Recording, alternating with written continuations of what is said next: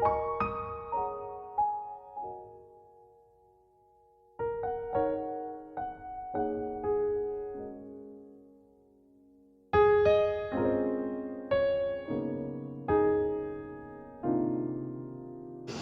Everyone, good morning. কেমন আছো তোমরা সবাই? আশা করি ভালো আছো। আমিও কিন্তু খুব ভালো আছি। তো চলো নতুন আরও আরেকটা ব্লগ, আরও আরেকটা দিন তোমাদের সবাইকে সাথে নিয়ে স্টার্ট করি। সকালবেলা সমস্ত কাজকর্ম কমপ্লিট, আর এখন চলে এসেছি কলতলায়। আমি আর বোনু দুজনাই জামা কাপড় কাচছিলাম। আমার তো ডেলিকার নিয়ম, এটা তো কাচতেই হবে। আর বোনুরও কিছু জামা কাপড় আজকে ছিল, সেগুলোই কাচছিল। আর আমরা দুজনে যেখানেই যাব সেখানেই বক বক শুরু করে দেবো। তো কলতলাতে বসে অনেকক্ষণ গল্প করেছি আর কাজ করেছি। তো আমার মনে হয় এভাবে গল্প করতে করতে কাজ করলে বোধহয় কাজটাও তাড়াতাড়ি হয়ে যায়, আর কাজটা বোধহয় শরীরের ওপর অতটা প্রেশার ফেলতে পারে না। তো যাই হোক, তারপর চলো ঘরে চলে আসলাম। আর এই যে আমার পুকুন চলে এসছে, ঘুম থেকে উঠে গেছে। তারপর ওকে নামিয়ে দিয়েছি বিছানা থেকে আর কি নিচে নামিয়ে দিয়েছি। তারপর আমি বিছানাটা তুলে নিচ্ছি। আর আমার কিন্তু স্নান টান সমস্ত কিছু হয়ে গেছে। আসলে পুকুন একটু আমাকে সময় দিয়েছিল আজকে। আর যখনই পুকুন এরকম সকালবেলা একটু দেরি করে ওঠে, তখনই কিন্তু আমি এই সুযোগটা কাজে লাগাই আর কি।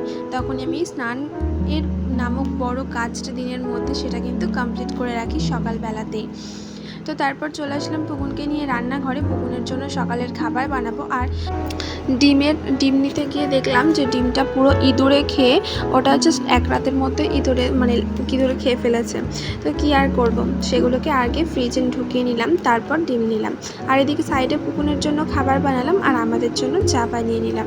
তো এই যে পুকুনের জন্য এটা আমি প্রায়ই বানাই, কখনো ওটস দিয়ে কখনো আটা দিয়ে।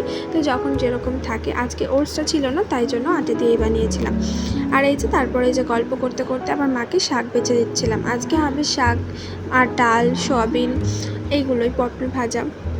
আজকে যেহেতু মাছ আসেনি, আর আমাদের যেহেতু গ্রামে বাড়ি, এখানে কোনো বাজার বলতে কিছুই নেই। তো যখনই পাড়াতে সবাই আর কি বিক্রি করতে আসে কয়েকজন, তো তারা কেউই আজকে আসেনি।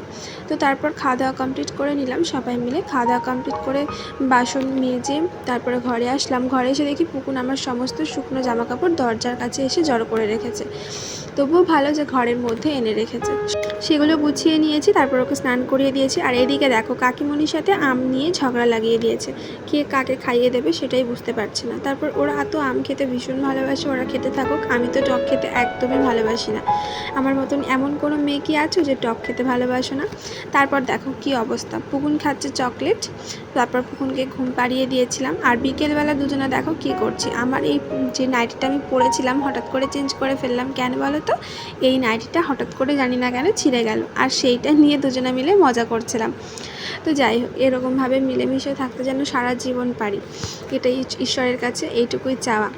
তো যাই হোক, তারপর দেখো বিকেল হয়ে গেছে। আর বিকেল মানেই আমার কাছে আমার অগোছালো ঘরটাকে, পুকুনকে বাড়ি থেকে একটু বাইরে পাঠিয়ে আমার ঘরটাকে সুন্দর করে পরিপাটি করে গুছিয়ে নেওয়া।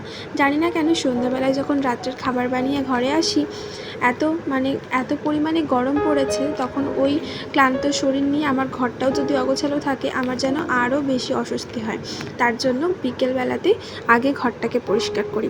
দেখো আলতা পায়ে কত সুন্দর লাগছে না? আমি আলতা পরতে ভীষণ ভালোবাসি, কিন্তু এই আলতাটা কিন্তু আমি পরিনি, পরিয়ে দিয়েছে বুনু। কালকে পরিয়ে দিয়েছিল, সেটা আজকে জলে জলে উঠে গেছে বলে ও আবার আজকে পরিয়ে দিয়েছে। তো যাই হোক, বিকালের সমস্ত কাজ কমপ্লিট করে এই যে হাত মুখ ধুয়ে একটু ফ্যানের তলায় বসলাম। তো যাই হোক, আজকের মতন ভিডিওটা এখানেই শেষ করলাম। সবাই খুব